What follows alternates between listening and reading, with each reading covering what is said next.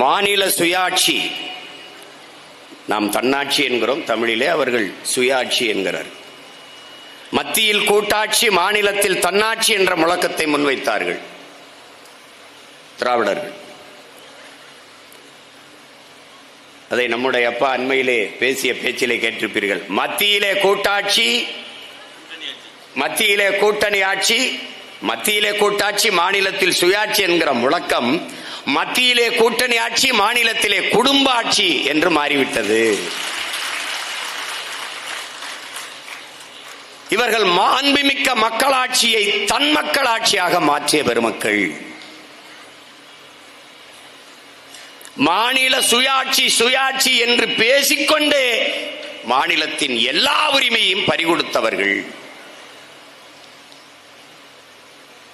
இன்று மாநில சுயாட்சி நாயகன் பாராட்டு விழா.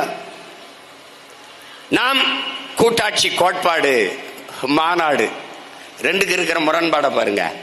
மாநில சுயாட்சி எப்ப கேட்கிற? நேத்து கட்சி ஆரம்பிச்சு நேத்து ஆட்சிக்கு வந்திருக்கியா? இந்திய பெருநிலத்திலேயே ஒரு மாநில கட்சி தொடர்ச்சியாக 18 ஆண்டுகள் அமைச்சரவையிலே இருந்த ஒரே கட்சி திமுக தான். நீ ஒரே நாடு ஒரே ரேஷன் கார்டை ஏற்ற பொழுதே செத்து போச்சு மாநில சுயாட்சி.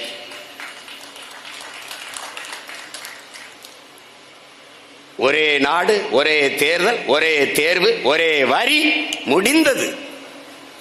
ஒரே நாடு என்ற போதே, அதை ஏற்றுக்கொண்ட போதே இந்தியாவில் கூட்டாட்சி தத்துவம் செத்து போச்சு, மாநில தன்னாட்சியும் செத்து போச்சு.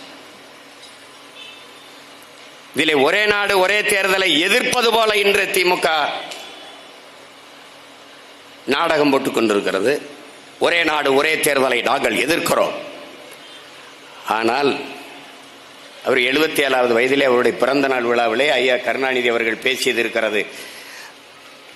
ஒரே நாடு ஒரே தேர்தலை கழக பொதுக்குழுவை கூட்டி நாம் தீர்மானம் நிறைவேற்றி இருக்கிறோம். அதை பிரதமர் அம்மையார் இந்திரா காந்தி அவர்களிடத்திலே பேசி அதை தேர்தல் செலவு, நாட்டிலே தேர்தல் செலவை குறைப்பதற்காக நாம் இந்த தீர்மானத்தை நிறைவேற்றுவோம் என்று இருக்குது. பங்காளி வடிவேல் சொல்ற மாதிரி அது வேற வாய், இது நார வாய்ங்கிற மாதிரி எல்லாவற்றுக்கும் இவர்கள் தான். அவன் அதை பிடிச்சுக்கிட்டான். நீ தானையா ஒரே நாடு ஒரே தேர்தலை ஆதரிச்சிருக்க அப்படி. எல்லாவற்றிலும் ஒரே நாடை ஏற்றுக்கொண்டு அதற்கு உடன்பட்டு கையெழுத்து போட்டுவிட்டு தமிழ்நாட்டிற்கு வரும்